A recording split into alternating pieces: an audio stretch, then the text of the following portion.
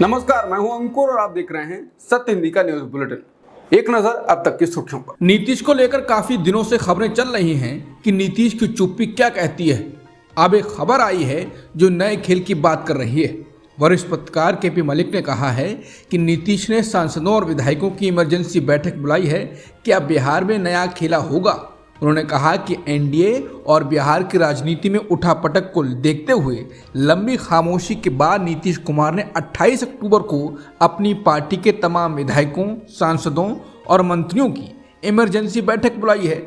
माना जा रहा है कि नीतीश कुमार कोई बड़ा फैसला ले सकते हैं। हालांकि पत्रकारों को बताया जा रहा है कि संगठन की रूटीन मीटिंग है, लेकिन अगर नीतीश कुमार के गठबंधन को तोड़ने या किसी अन्य सियासी दल के साथ जुड़ने या अलग होने का पिछला इतिहास देखा जाए तो उनका इसी प्रकार का अंदाज रहा है। उन्होंने कहा कि मैं पिछले दिनों ही लिख चुका हूं कि नीतीश कुमार अपने करीबियों पर एजेंसियों के छापों से खफा चल रहे हैं। उन्होंने कहा कि अगर अगले 72 घंटे बिहार की सियासत के लिए बहुत ही निर्णायक साबित हो सकते हैं। एक अजीब बात यह भी है कि नीतीश कुछ ऐसा करने से पहले राजगीर जाते हैं और वो राजगीर में ही थे, जिसके बाद कयास और लगाए जाने लगे हैं। टीओआई की एक अब जो रिपोर्ट आई है उसने पीएम मोदी के दूर दूर के फेंके हुए दावों के फिर से पोल खोल दिए। 15-15 लाख हर खाते में, किसानों की आय दोगुनी होगी, स्मार्ट सिटी जैसे दावे तो एक्सपोज हो चुके हैं। लेकिन जब पहली बार पीएम मोदी प्रधानमंत्री के उम्मीदवार बने थे तब मोदी ने 2012 में एक और उड़ता हुआ वादा किया था। वो ये था कि ऐसा काम करेंगे कि अमेरिका वाले भारत का वीजा लेने के लिए लाइन में खड़े होंगे। लेकिन अब जो रिपोर्ट आई है उससे मोदी के ये वादे सुनने वाला सिर के बल खड़ा हो जाएगा। रिपोर्ट के मुताबिक अक्टूबर 2023 से सितंबर 2024 के बीच 12 महीनों में 90,415 भारतीयों ने अवैध रूप से अमेरिका में घुसने की कोशिश की, जिनको पकड़ा गया। यानी प्रति घंटे लगभग 10 भारतीयों ने कोशिश की जो पकड़े गए, अरेस्ट किए गए। और यही नहीं, उनमें से लगभग 50% गुजरात से थे। लगातार ऐसी खबरें आ रही हैं कि जो मोदी सरकार के वादों को जुमला साबित कर रही हैं और खबरें देखकर रूह तक कांप जाती है। अब दैनिक भास्कर की एक रिपोर्ट है जिसमें बताया गया है कि कैसे राजस्थान में 5 साल तक की लीज पर बेटियां बेची जा रही हैं और कोई नहीं, कर्ज उतारने के लिए माता पिता ही बेटियों को यूपी एमपी तक भेज रहे हैं। इस घिनौने कृत्य के पीछे कोई और है ही नहीं, खुद माता पिता ही हैं। वो परिवार का कर्ज उतारने और भरण पोषण के लिए बेटियों को दूसरे राज्यों के दलालों को लीज पर दे रहे हैं। दलाल इन्हें हर दिन बेचकर कर्ज की भरपाई करते हैं। जब तक कर्ज नहीं उतरता तब तक इनका हर दिन शोषण एवं दुष्कर्म होता है। इस बीच अगर बच्ची भागकर वापस घर भी आ जाती है तो बेटी को दलाल के पास छोड़ना माता पिता की भी मजबूरी होती है। भास्कर इन्वेस्टिगेशन में सामने आया है कि लड़कियों को सौदेबाजी प्रदेश के 10 जिलों में सर्वाधिक है। इनमें सवाई माधोपुर, बूंदी, भीलवाड़ा, टोंक, भरतपुर, अलवर, झालवाड़ा, बरा तथा जयपुर के चाकसू एवं जोधपुर हैं, जहां 5 साल तक के लिए 2 से 10 लाख में बच्चियों को लीज पर दिया जा रहा है। जिसके बाद लोग कह रहे हैं कि यह सच्चाई है देश की और 3 ट्रिलियन इकोनॉमी का ढिंडोरा पीटा जा रहा है। दैनिक भास्कर ने अपनी रिपोर्ट में बताया है कि कैसे इन लीज पर दी जाने वाली बेटियों के किस्से दर्द भरे हैं। रिपोर्ट में कहा गया है कि 8 साल की बच्ची 3.5 लाख में 3 साल की लीज पर दी गई। हर दिन 5 से 10 बार दुष्कर्म किया गया। झालवाड़ से 8 साल की एक बच्ची को दिसंबर 2020 में बूंदी जिले के एक गांव में 3.5 लाख रुपए में लीज पर भेजा गया। यहाँ बच्ची को नशा देकर मारपीट की जाती थी और उसके साथ दिन में 5 से 10 बार दुष्कर्म होता था। इस बीच पिता बच्ची से मिलने आया, लेकिन खरीदार ने बच्ची से नहीं मिल पाया। बाद में दिसंबर 2021 में एक एनजीओ के सहयोग से सदर थाना पुलिस ने बच्ची को रेस्क्यू किया तो वह 6 महीने तक मेंटल ट्रॉमा में रही। अब यह बच्ची CWC बूंदी के पास है और माता पिता के पास जाना चाहती है। इस बच्ची के पिता ने कर्ज उतारने के लिए 3 साल के लिए लीज पर दिया था। लोकसभा में विपक्ष के नेता राहुल गांधी ने एक बार फिर लोकल नाई की दुकान का दौरा किया और उसकी आप बीती सुनी।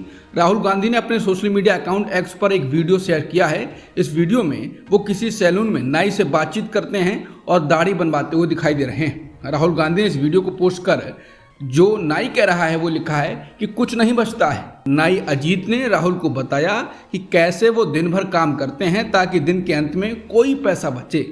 सोशल मीडिया प्लेटफॉर्म पर वीडियो शेयर करते हुए राहुल ने लिखा, कुछ नहीं बचता। अजीत भाई के 4 शब्द और उनके आंसू आज भारत के हर मेहनतकश गरीब और मध्यम वर्ग के व्यक्ति की कहानी बयां कर रहे हैं। नाई से लेकर मोची, कुम्हार से लेकर बढ़ई तक घटती आमदनी और बढ़ती महंगाई ने अपने हाथों से काम करने वालों से उनकी अपनी दुकान, घर और यहाँ तक कि आत्मसम्मान के सपने भी छीन लिए हैं। उन्होंने कहा कि आज ज़रूरत है आधुनिक समाधानों और नई योजनाओं की, जिससे आय बढ़े और बचत घरों में वापस आए और एक ऐसा समाज जहां प्रतिभा को उसका हक मिले और कड़ी मेहनत का हर कदम आपको सफलता की सीढ़ी पर ले जाए। बता दें, राहुल गांधी आम आदमी की समस्याओं को सुनने के लिए कभी नाई, कभी मोची, कभी रेलवे के कर्मचारी, कभी मैकेनिक के पास जाते रहते हैं। मीडिया रिपोर्ट के मुताबिक एक तरफ जहां इजराइल ईरान पर हमला करने की तैयारी कर रहा है, तो ईरान भी जवाब देने के लिए तैयार है। इस बीच रूस ने ईरान का कुछ ऐसे साथ दिया है जिससे इजराइल और अमेरिका चौंक जाएंगे। ईरानी पत्रकार हयाल मोहसिन ने टर्की के सूत्रों के अनुसार बताया है कि ईरान अब रूस के लड़ाकू जेट Su-30 और Su-35 अपने यहाँ बनाएगा। बताया गया है कि रूस ने ईरान को इन जेट्स को बनाने का लाइसेंस पहले ही दे दिया है और ईरान जल्दी प्लांट लगाने की तैयारी कर रहा है। जानकारी से पता चला है कि ईरान में अपनी वायुसेना की ज़रूरतों के लिए 48 से 72 Su-35 बनाने की योजना है, जबकि Su-30 का नंबर अभी तक नहीं पता है। न्यूयॉर्क टाइम्स की एक रिपोर्ट के मुताबिक ईरान इजराइल के साथ युद्ध की तैयारी कर रहा है, हालांकि इसके साथ ही वो इससे बचने की भी कोशिश कर रहा है। न्यूयॉर्क टाइम्स की रिपोर्ट के मुताबिक ईरान इजराइल के हमले के बाद जवाब देने के लिए पूरी तरह तैयार है। उसने सेना को युद्ध के लिए तैयार रहने का आदेश दे दिया है। 4 ईरानी अधिकारियों ने इस सप्ताह टेलीफोन इंटरव्यू में कहा कि supreme leader Ayatollah Ali Khamenei ने सेना को इजरायली हमले का जवाब देने के लिए कई सैन्य योजनाएं तैयार करने का आदेश दिया है। उन्होंने कहा कि ईरान का हमला काफी हद तक इजराइल के हमलों की गंभीरता पर निर्भर होगा। उन्होंने कहा कि अगर इजरायली हमले में बहुत अधिक नुकसान हुआ, बड़ी संख्या में लोग हताहत हुए, तो ईरान जवाबी कार्रवाई करेगा। लेकिन अगर इजराइल अपने हमले को कुछ सैन्य ठिकानों और मिसाइलों और ड्रोनों के भंडारण वाले गोदामों तक सीमित रखता है, तो ईरान शायद कुछ नहीं करेगा। ईरानी सेना के अधिकारियों ने कहा कि अगर इजराइल ने बड़ा नुकसान पहुंचाया तो फिर ईरान के जवाबी हमले में 1000 बैलिस्टिक मिसाइलों की बौछार शामिल होगी। इलाके में ईरानी प्रॉक्सी मिलिटेंट ग्रुप द्वारा हमले होंगे और ग्लोबल एनर्जी सप्लाईज और शिपिंग के प्रवाह को बाधित करना शामिल होगा। इजराइल लेबनान पर हमले कर रहा है, लेकिन हिजबुल्लाह भी लगातार इजराइल को नुकसान पहुंचा रहा है। अब इजरायली सेना ने बताया है कि कल रात दक्षिणी लेबनान में लड़ाई के दौरान 5 इजरायली सैनिक मारे गए हैं और 19 घायल हो गए हैं। 19 में से 4 की हालत बहुत गंभीर है। आईडीएफ की जांच के अनुसार सैनिक दक्षिणी लेबनान गांव की एक इमारत पर हिजबुल्लाह द्वारा लॉन्च किए गए रॉकेट की चपेट में आ गए। इजरायली हवाई हमले में शुक्रवार को 3 लेबनानी पत्रकारों की मौत हो गई। रिपोर्ट के मुताबिक दक्षिण पूर्वी लेबनान में स्थित एक इमारत में इजरायल ने यह हवाई हमला किया और इसमें पत्रकार रहते हैं। हसबाया में स्थित गेस्ट हाउस के परिसर में कम से कम 7 मीडिया संस्थानों के दर्जन भर से ज्यादा पत्रकार हैं। जिन 3 पुरुष पत्रकारों की मौत हुई वो हिजबुल्लाह के टीवी चैनल अल मनार और अल मयादीन टीवी के लिए काम कर रहे थे। इसको लेकर अल मनार टीवी और अल मयादीन ने बयान जारी करते हुए जान गंवाने वाले पत्रकारों को श्रद्धांजलि अर्पित की है। लेबनान के सूचना मंत्री ने कहा कि इजरायल ने जानबूझकर हमला किया और उन्होंने इसे वॉर क्राइम यानी युद्ध अपराध करार दिया। लेबनान के स्वास्थ्य मंत्रालय ने बताया कि हमले में 3 पत्रकार घायल भी हुए हैं। इजरायली सेना ने उत्तरी गजा के जबालिया शरणार्थी शिविर में 1 दर्जन आवासीय इमारतों को उड़ा दिया है। गजा के सिविल डिफेंस ने बड़े पैमाने पर हताहत होने की सूचना दी है। उसने इसे बड़ा नरसंहार बताया है। इजरायली टैंकों ने गजा के कमल अदवान अस्पताल पर गोलीबारी की। मशीन गन की आग ने चिकित्सा सुविधा को तहस नहस कर दिया, जिससे एक आईसीयू सुविधा पूरी तरह नष्ट कर दी गई। हरियाणा में चरखी दादरी जिले के बाढ़ड़ा कस्बे में 27 अगस्त को मुस्लिम युवक साबिर मलिक की गोमांस खाने के शक में हत्या कर दी गई। वो गाय का मांस था ही नहीं, इसका पता लैब रिपोर्ट से अब चला है। डीएसपी भारत विष्णु ने मामले की पुष्टि करते हुए कहा कि पुलिस जल्द ही कोर्ट में चालान पेश करेगी। बता दें कि गौमांस के अंदेशे में 27 अगस्त को चरखी दादरी जिले में ये सरेआम पीट कर हत्या कर दी गई थी। उसका शव हंसाबाज खुर्द के समीप बरामद हुआ था। उत्तर प्रदेश में 9 सीटों के लिए होने जा रहे उपचुनाव में सपा और बीजेपी के जोरदार मुकाबले की चर्चाओं के बीच इस बात पर भी बहस हो रही है कि क्या कांग्रेस ने उपचुनाव में हथियार डाल दिए हैं। इस बहस के पीछे वजह साफ है कि सभी 9 सीटों पर सपा चुनाव लड़ रही है और कांग्रेस ने उपचुनाव नहीं लड़ने का फैसला किया है। निश्चित रूप से लोकसभा चुनाव के नतीजों के बाद उत्तर प्रदेश में कांग्रेस के कार्यकर्ताओं में ऊर्जा का संचार हुआ था। उन्हें उम्मीद थी कि उपचुनाव में भी पार्टी गठबंधन के तहत कुछ सीटों पर चुनाव लड़ेगी और जीत भी दर्ज करेगी। लेकिन पार्टी के शीर्ष नेतृत्व ने समाजवादी पार्टी के साथ बातचीत के बाद चुनाव में नहीं उतरने का फैसला किया। इस फैसले के बाद उत्तर प्रदेश में कांग्रेस के कार्यकर्ताओं में नाराजगी देखी जा रही है। कार्यकर्ताओं का कहना है कि ये एक आत्मघाती कदम है। बता दें 9 सीटों में से सपा कांग्रेस को 2 सीटें दे रही थी, लेकिन कांग्रेस ने ये सीटें लेने से इनकार कर दिया। ये सीटें थीं गाजियाबाद और खैर। दरअसल कांग्रेस इन सीटों पर चुनाव लड़ने के लिए इसलिए तैयार नहीं हुई क्योंकि इन सीटों पर बीजेपी काफी मजबूत है और यहाँ पर चुनावी हालात उसके लिए अनुकूल नहीं थे। प्रदेश कांग्रेस के एक वरिष्ठ नेता ने द इंडियन एक्सप्रेस से कहा कि 2022 के विधानसभा चुनाव में हमें खैर में 1500 वोट, गाजियाबाद में 11,000 वोट मिले थे और सपा के समर्थन से हम इन सीटों पर 60,000 से ज्यादा वोट ला सकते थे और इससे कम पार्टी के कार्यकर्ताओं के बीच ये संदेश जाता कि हम चुनावी लड़ाई में मौजूद हैं।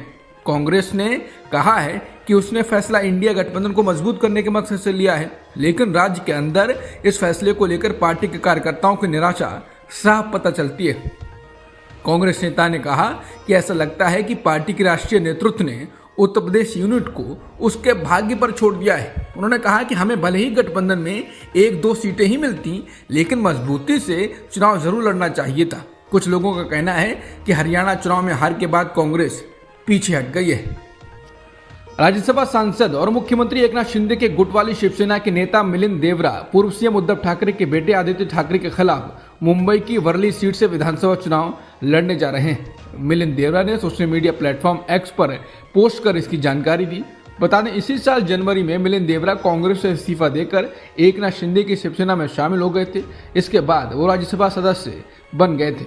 महाराष्ट्र में एक ही चरण में 20 नवंबर को मतदान होगा और 23 नवंबर को नतीजे आएंगे। बारामती में फिर से पवार बनाम पवार की लड़ाई होगी। कुछ महीने पहले लोकसभा चुनाव में पवार बनाम पवार के बीच मुकाबला रहा था और तब शरद पवार की बेटी सुप्रिया सुले ने अजित पवार की पत्नी को हरा दिया था। अब खुद एनसीपी से अजित पवार हैं और उनके सामने शरद पवार ने अपने पोते योगेंद्र को उतारा है, जिसके बाद सभी को लोकसभा चुनाव याद आ रहा है जब अजित की चचेरी बहन सुप्रिया सुले ने अजित पवार की पत्नी सुनेत्रा को हरा दिया था। हालांकि बाद में अजित ने कहा था कि पत्नी को बहन के खिलाफ लड़ाना गलती हो गई, किसी को भी राजनीति को घर में प्रवेश नहीं करने देना चाहिए। लेकिन अब फिर से मुकाबला वही हो रहा है। अपने चाचा के खिलाफ चुनाव लड़ने की चुनौती पर चर्चा करते हुए योगेंद्र ने कहा यह दुर्भाग्यपूर्ण है कि हमें एक दूसरे का सामना करना पड़ रहा है। लोकसभा चुनाव के दौरान कई लोगों ने महसूस किया कि 2 पवारों के बीच टकराव नहीं होना चाहिए, लेकिन एक बार तीर छूट गया तो वापस नहीं आ सकता। ये एक महत्वपूर्ण चुनौती है, लेकिन मैं पवार साहब से मार्गदर्शन मांगूंगा। आरटीआई से पता चला है कि पीएम मोदी जनता के यानी आपके पैसों से खुद की पार्टी का प्रचार करते हैं। आप अपना पैसा देश के लिए खुद के फायदे के लिए देते हैं, लेकिन पीएम मोदी बीजेपी में खर्च कर देते हैं। न्यूज लॉन्ड्री की रिपोर्ट के मुताबिक जनता के पैसे से भुगतान की जाने वाली पीएम मोदी की ऑफिशियल यात्राओं में अक्सर नॉन ऑफिशियल कार्यक्रम शामिल होते हैं। रिपोर्ट में बताया गया है कि कई बार ऐसा होता है कि वो किसी ऑफिशियल यात्रा पर होते हैं और उसका जो ब्यौरा दिया जाता है उसके बीच में लिख दिया जाता है कि वो एक नॉन ऑफिशियल काम था और ये अक्सर पार्टी का प्रचार होता है। हालांकि पीएमओ ने एक आरटीआई क्वेरी के जवाब में कहा कि पार्टी नॉन ऑफिशियल आयोजनों के लिए भुगतान करती है, लेकिन उसने न्यूज लॉन्ड्री के सवालों का जवाब नहीं दिया कि ऐसे ओवरलैप मामलों में यात्रा खर्च का हिसाब कैसे लगाया जाता है। इस रिपोर्ट के बाद लोग कह रहे हैं कि लोकतंत्र में इस तरह के खुलासे से राजनेताओं को इस्तीफा देना पड़ता है, लेकिन चूंकि ये लोकतंत्र की जननी है, इसलिए ईडी की अगली छापेमारी न्यूज बताने वाले मीडिया पर होगी। भारत कनाडा के बिगड़ते रिश्तों के बीच कनाडाई प्रधानमंत्री जस्टिन ट्रूडो के बयानों के बाद भारत सरकार ने अपने उच्चायुक्त संजय वर्मा को वापस बुला लिया है। कनाडा में भारत के हाई कमिश्नर रहे संजय वर्मा ने जस्टिन ट्रूडो सरकार पर खालिस्तानियों को पनाह देने का आरोप लगाया।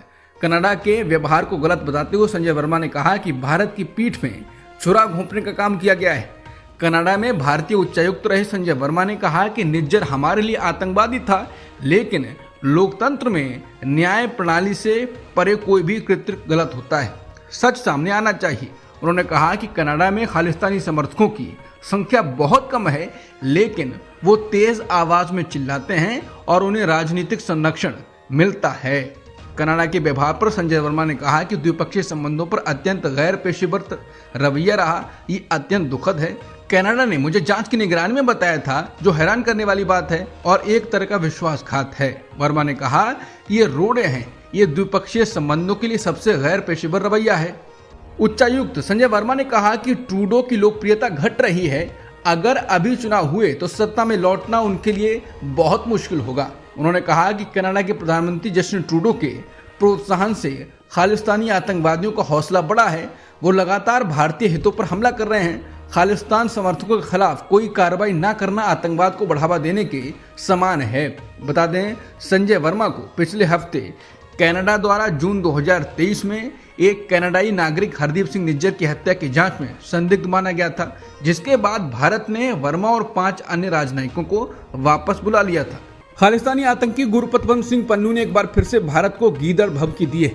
पन्नू ने केंद्रीय गृह मंत्री अमित शाह की विदेश यात्रा के बारे में खुफिया जानकारी देने वाले को इनाम देने की घोषणा की। इसके अलावा पन्नू ने सीआरपीएफ स्कूलों के बहिष्कार का भी ऐलान किया है। पन्नू ने कहा कि केंद्रीय गृह मंत्री अमित शाह सीआरपीएफ के मुखिया हैं और सीआरपीएफ ही खालिस्तानी हरदीप सिंह निज्जर की हत्या के लिए जिम्मेदार है।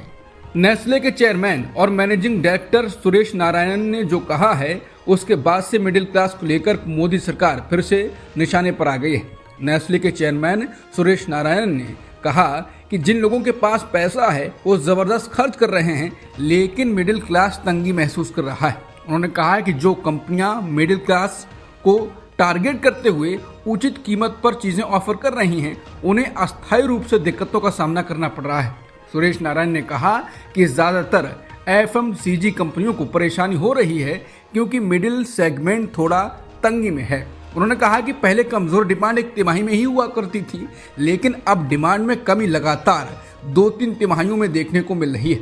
हालांकि उन्होंने भरोसा जताया कि लंबी अवधि में डिमांड में सुधार देखने को मिलेगा, जिसके बाद लोगों ने मोदी सरकार को निशाने पर लेना शुरू कर दिया है। लोग कह रहे हैं कि नेस्ले इंडिया के सीईओ साहब कह रहे हैं कि मिडिल क्लास गरीब होता जा रहा है। वो कह रहे हैं कि मोदी कितना भी गोदी मीडिया से बुद्धू बना लें, लेकिन middle class 5 kilogram free ration की तरफ बढ़ रहा है, वो सिकुड़ता जा रहा है। भारतीय रिजर्व बैंक यानी आरबीआई ने शुक्रवार को बताया है कि 18 अक्टूबर तक के सप्ताह में भारत के विदेशी मुद्रा भंडार में 2.163 अरब डॉलर की गिरावट हुई है। इसके बाद भारत का विदेशी मुद्रा भंडार 688.267 अरब डॉलर हो गया है। समाचार एजेंसी पीटीआई के अनुसार आरबीआई ने कहा है कि पिछले सप्ताह भी इसमें 10.746 अरब डॉलर की गिरावट देखी गई थी और ये 690.43 अरब डॉलर था, लेकिन हालिया समय में ये सबसे बड़ी गिरावट मानी गई। बता दें, सितंबर के आखिरी में ये भंडार सार्वजनिक उच्च स्तर पर पहुंचते हुए 704.885 अरब डॉलर तक आ गया था। जम्मू कश्मीर में बारामूला के बूटापत्री सेक्टर में भारतीय सेना के वाहन पर किए आतंकी हमले में 2 सैनिक शहीद हो गए। अब लोकसभा में नेता प्रतिपक्ष राहुल गांधी और कांग्रेस महासचिव प्रियंका गांधी ने इसके बाद मोदी सरकार को घेरा है। राहुल गांधी ने कहा कि शहीदों को नमन करता हूं और सभी शोकाकुल परिवारों के प्रति अपनी गहरी संवेदना व्यक्त करता हूं। उन्होंने कहा कि केंद्र की एनडीए सरकार की नीतियां जम्मू कश्मीर में सुरक्षा और शांति स्थापित करने में पूरी तरह से विफल रही हैं। उनके दावों के विपरीत हकीकत यह है कि प्रदेश निरंतर आतंकी गतिविधियों, हमारे जवानों पर हमलों और नागरिकों की लक्षित हत्याओं के कारण खतरे के साए में जी रहा है। सरकार को तुरंत जवाबदेही लेनी चाहिए और जल्द से जल्द वादी में अमन बहाल करना, सेना और नागरिकों की सुरक्षा सुनिश्चित करनी चाहिए। वहीं प्रियंका गांधी ने हमले की निंदा करते हुए कहा कि सभ्य समाज में हिंसा और आतंकवाद अस्वीकार्य है, इसकी जितनी भी निंदा की जाए कम है। जम्मू कश्मीर के बारामूला के बूटा पथरी में हुए आतंकी हमले के बाद राज्य के पूर्व मुख्यमंत्री फारूक अब्दुल्ला ने पाकिस्तान को निशाने पर लिया है। उन्होंने कहा कि तब तक बंद नहीं होगा जब तक कि इस मुसीबत से निकलने का रास्ता ना खोजा जाए। मैं 30 साल से देख रहा हूँ, बेगुनाह मारे जाते हैं, हम पाकिस्तान का हिस्सा नहीं बनने वाले हैं, तो ये ऐसा क्यों कर रहे हैं? हमारे भविष्य को बर्बाद करने के लिए? फारूक अब्दुल्ला ने कहा कि इससे अच्छा वो अपने देश को देखें और उसे अच्छा बनाएं। वो खुद भी बर्बाद हो रहे हैं और हमें भी बर्बाद कर रहे हैं। जो भी लोग इस घटना में घायल और शहीद हुए हैं, उनको श्रद्धांजलि देते हुए उनसे माफी मांगता हूं कि ऐसा हो रहा है। बाबा सिद्दीकी के बेटे जीशान सिद्दीकी ने कांग्रेस छोड़कर एनसीपी अजित गुट को ज्वाइन कर लिया है। जीशान सिद्दीकी ने अजित की मौजूदगी में एनसीपी ज्वाइन की। इस मौके पर जीशान ने कहा, ये मेरे और मेरे परिवार के लिए एक भावुक क्षण है। मैं अजित पवार, प्रफुल्ल पटेल और सुनील तटकरे का शुक्रिया अदा करता हूं। उन्होंने इस कठिन समय में मुझ पर भरोसा दिखाया। जीशान सिद्दीकी ने कहा कि मुझे बांद्रा ईस्ट से नामांकन मिला है। मुझे पूरा विश्वास है कि सभी लोगों के प्यार और समर्थन से मैं इस बार भी बांद्रा ईस्ट से जरूर जीतूंगा। जीशान सिद्दीकी इससे पहले कांग्रेस के टिकट पर मुंबई के बांद्रा ईस्ट से विधायक बने थे। उनके दिवंगत पिता बाबा सिद्दीकी भी पहले कांग्रेस में ही थे। हालांकि वो भी इसी साल जून में एनसीपी अजित गुट में शामिल हो गए थे। 12 अक्टूबर की रात बांद्रा इलाके में ही बाबा सिद्दीकी की गोली मारकर हत्या कर दी गई थी। कुख्यात गैंगस्टर लॉरेंस बिश्नोई को लेकर हिंदूवादी नेता साध्वी प्राची का और अजीबोगरीब बयान आया है। मुजफ्फरनगर पहुंची साध्वी प्राची ने कहा कि जितना मैंने टीवी पर देखा है, लॉरेंस बिश्नोई मासूम बच्चा सा दिखता है। इतना ही नहीं, साध्वी प्राची ने कहा कि लॉरेंस बिश्नोई असली गांधीवादी है और सही भाईचारा निभा रहा है। उन्होंने कहा कि मैं किसी अपराधी का समर्थन नहीं कर रही हूं, लेकिन बिश्नोई पक्का गांधीवादी है, क्योंकि गांधी जी भी प्रकृति की पूजा करते थे। बिश्नोई समाज भी प्रकृति की पूजा करता है, जीवों की रक्षा कर रहे हैं। गांधी जी भी जीव जानवरों से प्रेम करते थे, ये भी जीव जंतुओं से प्रेम करता है। राष्ट्रीय जांच एजेंसी यानी एनआईए ने गैंगस्टर लॉरेंस बिश्नोई के भाई अनमोल बिश्नोई को मोस्ट वांटेड सूची में शामिल कर लिया है और उसकी गिरफ्तारी पर 10 लाख रुपए का इनाम घोषित किया है। जानकारी के अनुसार अनमोल बिश्नोई कनाडा और अमेरिका से अपने गैंग का साम्राज्य चला रहा है। बताया जा रहा है कि एनसीपी नेता बाबा सिद्दीकी पर 12 अक्टूबर को हुए हमले और अप्रैल में अभिनेता सलमान खान के घर पर हुए हमले की साजिश में भी वो शामिल रहा है। सूत्रों के अनुसार अनमोल के खिलाफ मुंबई पुलिस ने 14 अप्रैल को खान के निवास स्थान के बाहर हुए फायरिंग के संबंध में एक लुकआउट सर्कुलर जारी किया था। उत्तराखंड के उत्तरकाशी में एक मस्जिद को गिराने की मांग को लेकर प्रदर्शन के दौरान पुलिस लाठीचार्ज में 7 पुलिसकर्मियों समेत 27 लोग घायल हो गए। हिंदू संगठन ने यहां एक मस्जिद को गिराने की मांग करते हुए आरोप लगाया कि ये सरकारी जमीन पर बनी हुई है। हिंदू संगठन की तरफ से आयोजित जन आक्रोश रैली के समर्थन में कई बाजार भी बंद रहे। इसमें उत्तरकाशी, डुंडा, भटवाड़ी और जोशीवाड़ा शामिल है। प्रदर्शनकारियों का आरोप है कि बाराहाट इलाके में बनी मस्जिद सरकारी जमीन पर अवैध निर्माण है। हालांकि जिला प्रशासन ने साफ किया कि मस्जिद पुरानी है और मुस्लिम समुदाय के लोगों की जमीन पर बनी है।